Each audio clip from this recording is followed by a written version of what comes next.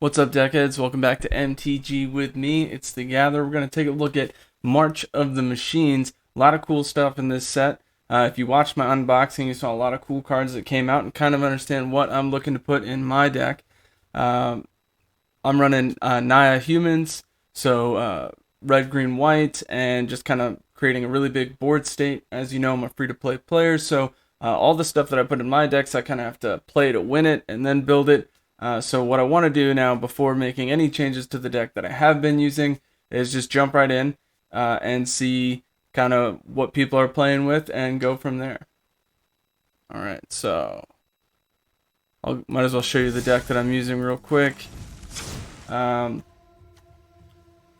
lot of +1/+1 counters, creating the board state. As I said, it's tribal humans, so a lot of that is what you'll see. I do have a little bit of a warrior thing going on there, professional facebreaker, and Ryu. Now those are pretty much the only ones, but because they're humans, it works. I can get an extra combat if I'm lucky enough to play them. If I get Halana and Ryu out at the same time, that's pretty disgusting.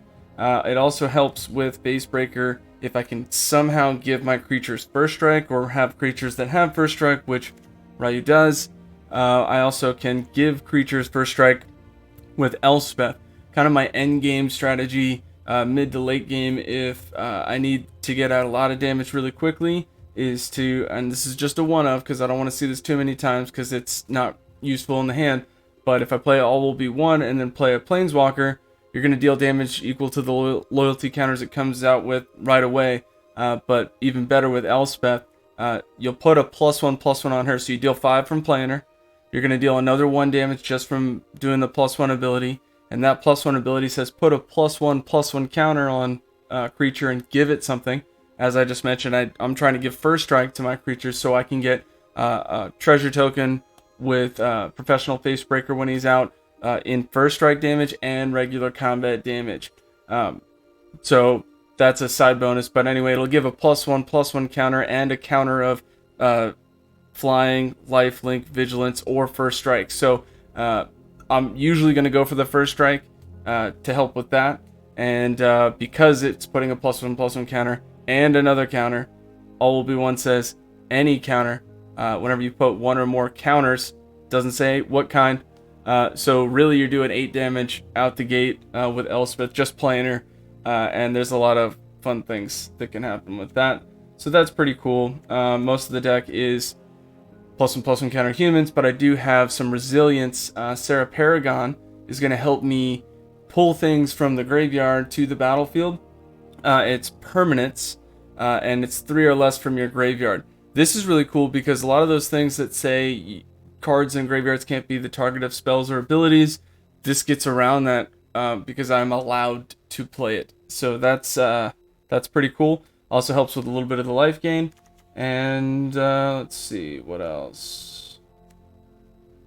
That's pretty much it. There's a couple things that I'm definitely going to switch out. A couple things that I've kind of already prepped the deck for in the sideboard, which again, I'm probably going to be changing this up.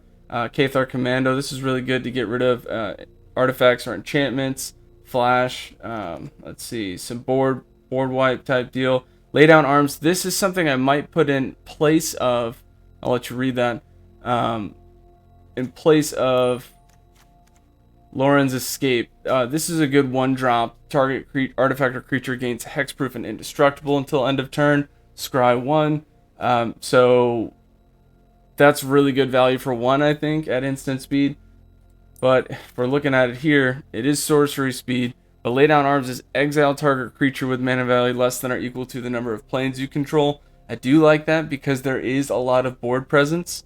But then when you start playing those blue-black removal control decks, there's hardly any creatures for you to use this on. So that's why it's mainly been a sideboard type deal. Let's see.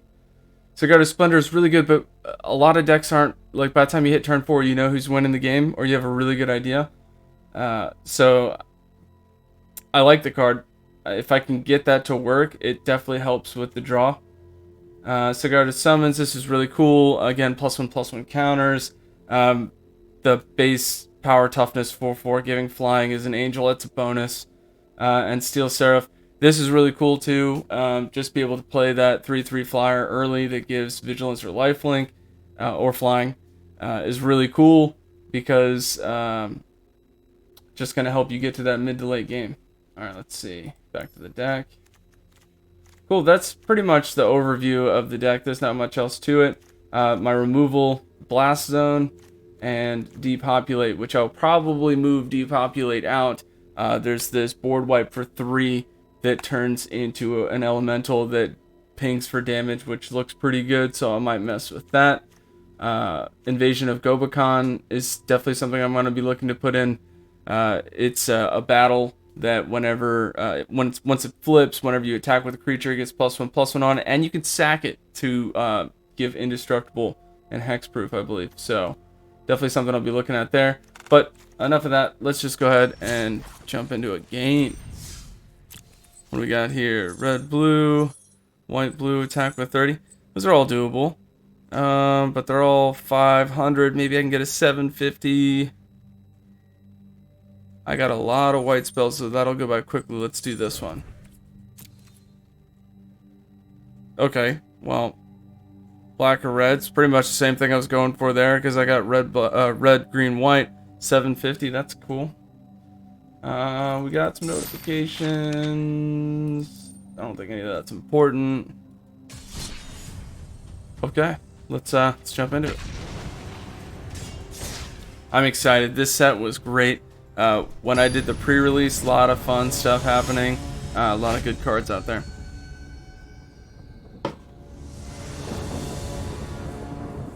Cape 1. Let's see what you got.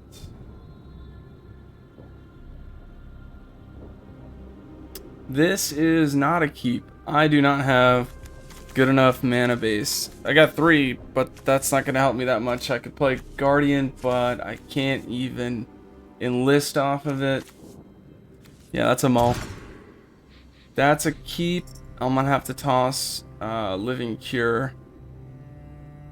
Probably what I'll have to do. I really got to hope for a land, though, soon. So I can do something with Base Breaker. There we go. Assuming he stays on the battlefield. So I'm probably going to play Adversary. Hopefully go to Base Breaker after that.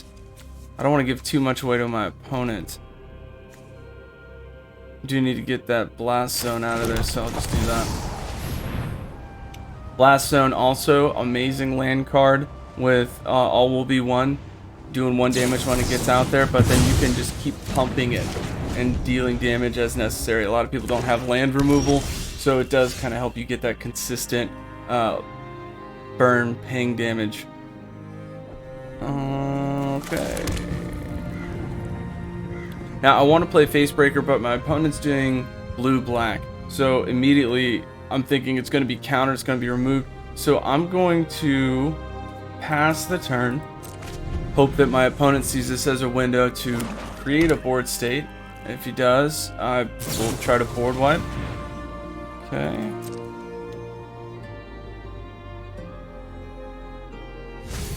A lot of people playing Consider. I think there are better cards than that. Let's see if this jumps immediately to the end step. Okay, so I don't know if you saw that, but that to me tells me that my opponent, unless they hit the button, which most people don't, that just says progress the turn, that there's nothing my opponent can do with what they have. Maybe there's a counter, but nothing they can do on their turn. So we'll play Facebreaker. Looks like they can counter because it paused, unless they are doing the control like that, full control. If so, great, get the counters out of here. Nice. Okay. I want Sarah Paragon to be able to pull them out, so hopefully we'll get something here. The blue-black decks always make it a very long game, but strategy works sometimes. Alright, come on. What do we got? Okay. That's pretty much... there's also a creature that is powers equal to the number of instant sorcery cards in the graveyard, and its toughness is 4. I'll probably be seeing that as well. Only 1 mana though, so I'm probably just gonna use that depopulate now to get rid of that. Because I don't see much else I could do. I could play Sarah, but that's not worth it this time. So we're just gonna go for that. Looks like there is a counter. Is this Spell Pierce? Oh, ouch. Okay, so pretty much the only option there. That hurts, but it's I gotta get rid of those counters somehow. So. Better than losing Sarah. That's kind of my way to get back into the mid game, late game. Come on, land. Play a land. Reduce those cards. Draws 2 cards, lose 2 life. Okay. Okay, let's see. Am I going to be able to play anything? If I draw a land, I'll be able to play something, assuming my opponent doesn't have any counters, which I'm guessing my opponent does. Come on! Not a good start. Let's see it. Ah, counters. Days. Ah, hate them. No counter. Alright, sweet. That means I can keep Saren alive. Also give it indestructible and hexproof. So that'll be the goal there. My opponent going for removal here. I have to use it. I don't want to, but I have to use it now. My opponent will probably do something like that next turn. At least I get a scry. Okay. I mean, let's see. That would make it a 5/6. Then I could block the Tolarian. And I could keep up another open mana for Lauren's Escape. Or I could play Intrepid and that. I don't know. Lot to look at there. I really want Forest, but I don't have any other creatures really to play except for what's in my graveyard. So since I'm already down 5, I'm gonna keep it. I'm gonna keep Angel Fire Ignition and just hope that I can keep Sarah out there. We can hope, right? We can hope. No blocks. Taking 5. That hurts. Delver. Okay. Solid card. People have been using it forever. See it in Legacy play. Flip over the top card of your library at the beginning of your turn, and if it's an instant or sorcery, flip it over. It becomes 3/4 flyer. Really annoying to deal with. Alright. So if I play Professional Facebreaker, I can get a treasure token, but that would be the only one that I play. I need some sort of lifelink. So I could play Intrepid and Angel Fire. Oh, this is tough. I'm not entirely sure that I'm going to be able to get Sarah in, so I'm going to play it safe. I'm going to do Angel Fire Ignition, and if there is a response, I'll do Lauren's Escape. Because I'm assuming there's counters, there's something stupid. Okay, I like that. In which case, we're just going to fly right over the top.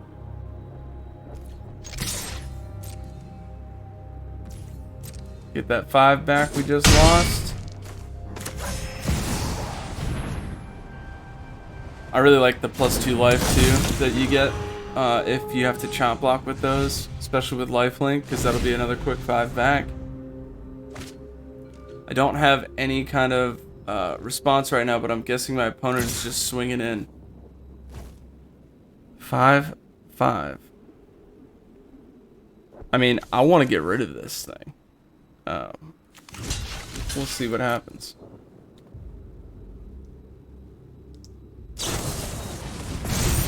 Oh, ouch. Untap too. Alright, that's not good. Opponent's got 1 card in hand though. That helps me play around this. Alright, now that we're short on hands and board state is pretty much determined, I'm going to try to look at this blast zone and see what I need to aim for. Now, I could just get rid of Delver, and it would get rid of one of my lands. I'd still have 1 open that I could use. I mean, that's cool. I'm going to do this.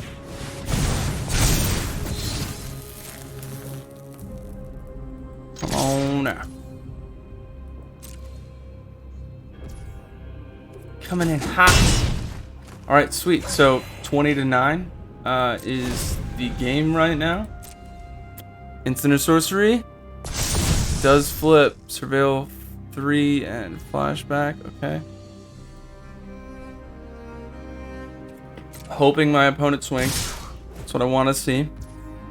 Pass, declare blocks, and then do the combat trick. Just in case. That's a wrap. Yeah. Alright, that was pretty cool. I like that. Probably the worst matchup I have is against blue-black right now. Just because I have to pace myself as opposed to just throwing everything on the board state. Actually, mono-red probably hard too, because it requires me to draw like exactly what I need to. Alright, well, I mean, shoot, let's just jump right in. Keep going. You know what I'm saying? That was a quick game.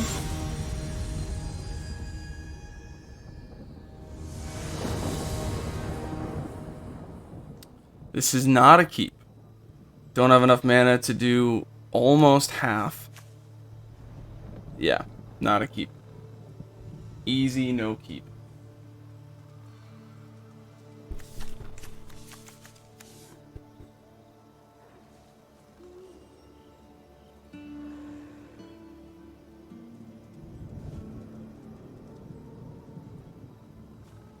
Come on, opponent, what you doing? You got a fresh set that's released. What are you doing? This is good. As far as like what's out there, I haven't seen anything new yet. I'm hoping to see something cool, but we are only in platinum, so perhaps that's why. Well, again, that's a keep, and it's an obvious pitch. I'm just gonna pitch one of them. The adversaries.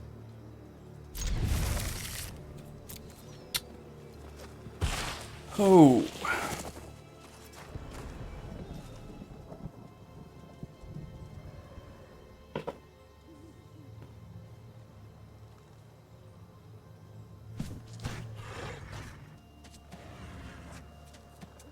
I like the dragon. A lot of those. Mine's better. You can't see it, but it's Milo. Fox with the fire tail. Very cool.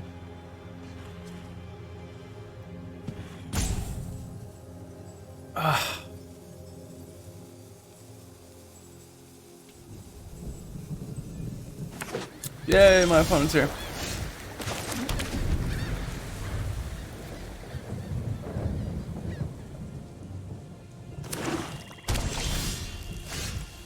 Liking it. I played adversary first just because I was hoping to get some damage in there. The hopeful initiate's good. It's really only good with +1/+1 counters on it, which can happen late game in my deck really easily. Okay. Urza. Needs 7 mana, I think. Yep, to flip into the Planeswalker. And there's an artifact you need as well. Okay. Well, let's see what I can do. Didn't get the land I was hoping for.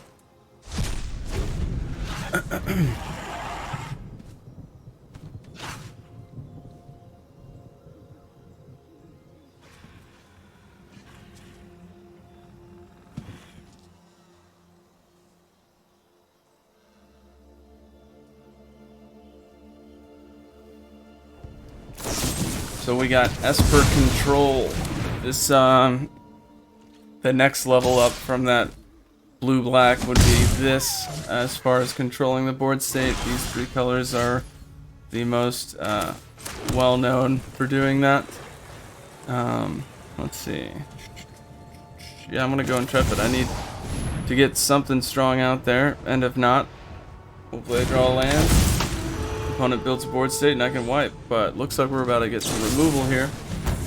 There it is. Hey, now I can draw more.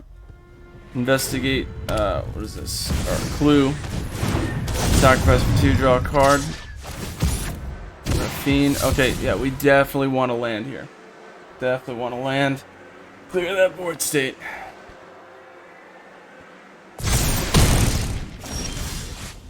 No luck. That's alright, though. Play Initiate. I'll do a chop block if I need to, and then if I can, I'll draw another card. Really hope for that land. Untapped land. Untapped land.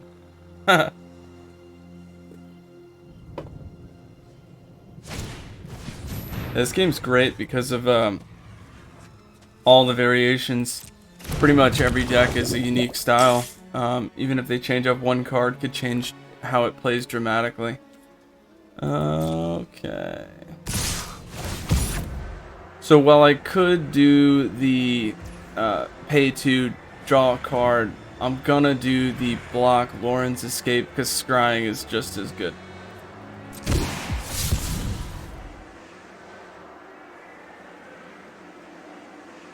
Combines. Draw X cards, then discard X cards. Put a +1/+1 counter on each creature for each non-land card discarded this way. Okay. See what's going on in my opponent's deck. A lot of times people don't look at the graveyard when something like that happens. It's good to kind of see what's going on. It's probably more than one of those in there, so a lot of removal. If I get rid of this board state, it should help me. Gotta do it though. So I'll block. Same thing. There's the land I need. Sweet. I'm gonna keep it right there. Take 3. Opponent can't block with a 1/1, so that's a good sign for me. Just gonna go ahead and swing right in. Getting some damage on there. Opponent's gonna draw a card. 2 cards in each hand. 19 to 12. Better than what it was, that's for sure. Opponent can play something. Interesting. Is it something from the graveyard? No. But my opponent is looking at the graveyard, so perhaps they have some sort of bring this back to the battlefield type thing going on.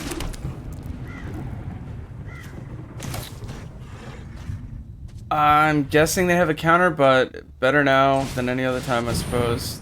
Probably going to be countered. I'll wait any longer, our opponent gets more cards in hand, it's more likely to happen. I mean, you got counters or not? Okay, what was that? Obscura Charm. Ooh, and destroyed. That's not what I wanted to see. Counter target instant sorcery, destroy target creature. Planeswalker. Okay. Let's see. Ooh, here's the play. I'll play Sarah and then I'll play Hopeful. Oh, no. No counter, no counter, no counter. Oh, I hate counters. So bad. Oh no. Wow. Alright, so opponent has no cards in hand. It's 2/4 coming in, no blocks. Not really what I want to see. Let's do this. Just to see what's out there, because I only have a land. Okay. That's actually not that bad. Artifact right there. Sweet, so I'm glad I did that. I'm going to play that. Get the 2 counters on Hopeful. Swing in. And then next turn get rid of that artifact. It's 2/3, so Urza's not going to be able to do anything out the gate to Helena. So there's a plus there.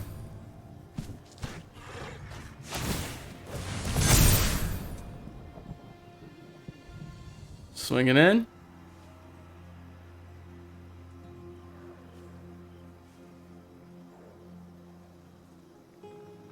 I'll take 2 and get rid of that.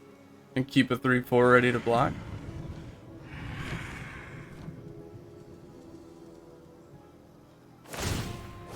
Ooh, going unblockable. Okay. I get hit for 2.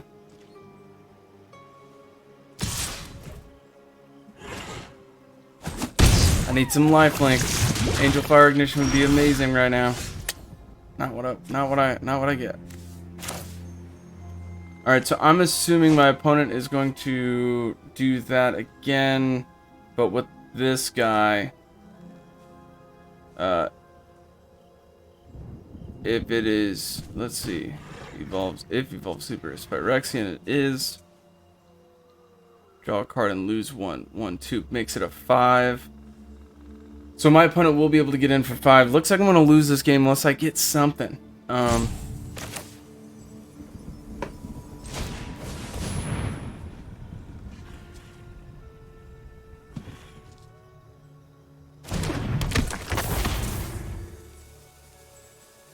So my opponent can only make that a 5, whatever. I'll keep Lauren's Escape, use that to block if I can.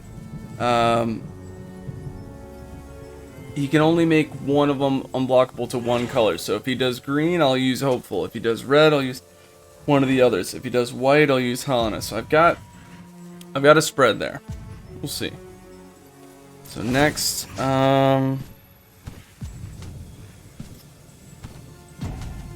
guess I'll put it on Hopeful, just to kind of spread it around. Actually, I can get rid of Defectormite now with that. That leaves 2 open. I could chop. That might be the play. That's tough though. Alright, so swing with the 5/6. I really want to pull a block here, because if my opponent does go for the trade, that really does help me. No. Okay. Well, I have to do it now then.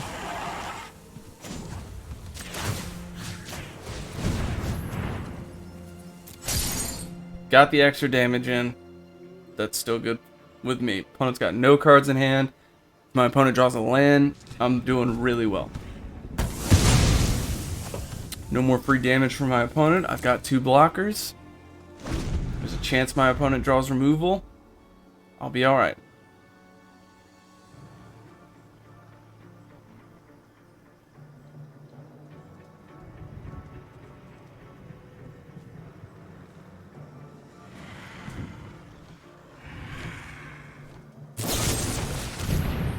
Excellent.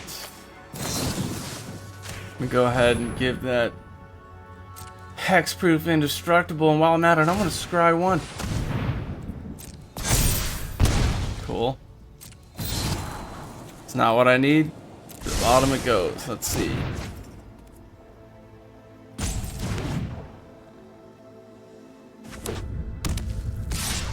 Excellent. The card that he drew was just a land. Block right here. No problem there. No trample. Right on. Okay. Let's take a look at the graveyard and see what I want to get out of there. First thing I would want to get out of there are creatures. And the biggest problem would be the flying. So I'll go for Raffine, knock that out of there. Alright. Raffine. Now, here's another great thing about my deck right now is I'm going to use Helena to give Sun Gold plus 2/2, like 2+1/+1 counters. That's going to make it a 5. It's going to get Coven, it's going to have haste, and then I'm going to walk right through so it can't block, just like my opponent was doing. So I'm going to go next. Sun Gold Sentinel. We're swinging through. It automatically went through to combat, which is a little lame. It shouldn't have done that. Oh, I should have given it Coven. Actually, I couldn't have given it Coven before. Maybe it'll let me give it to it before declare blocks. I hope so.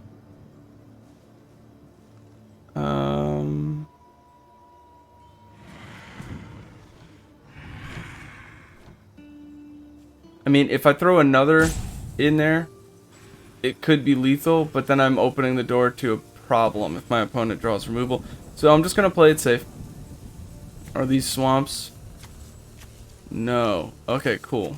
So Corrupt, if my opponent was playing Corrupt, that wouldn't hurt me. I think this is a safe move. I'm going to do Sun Gold. We'll get rid of the other Raffine. and I'm going to use Coven. So now my opponent cannot block. Let's go white. Cool. Alright. That's what I wanted to do. Looks like I was able to do that before declare blocks. So there are no blocks my opponent can do. Easy 5.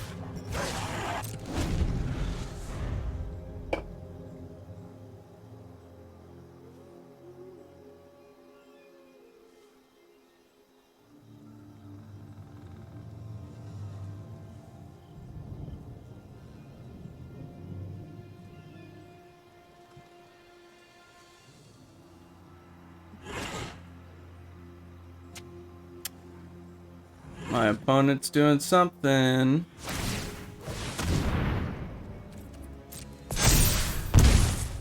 Beefing up, drawing. If they took one and went on the draw there, they're fishing. I don't think my opponent figured out what I could do last time because Coven activated pumpable ability, gets hexproof from the color and can't be blocked. So I'll just do it again and do hexproof black.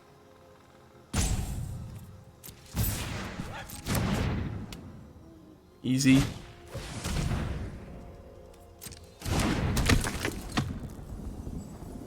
And on the next turn I'll give it hexproof black and white, and that'd be good there. That's a good game.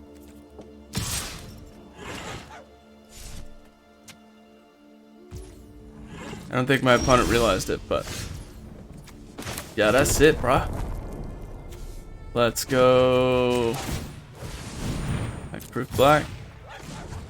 Hexproof white. Yeah, good game, buddy. Alright, so that's a pretty good start to the season, I'd say. Thanks again for watching. Watch these games, get those gains, and walk those planes. Until next time, deckheads, keep it easy.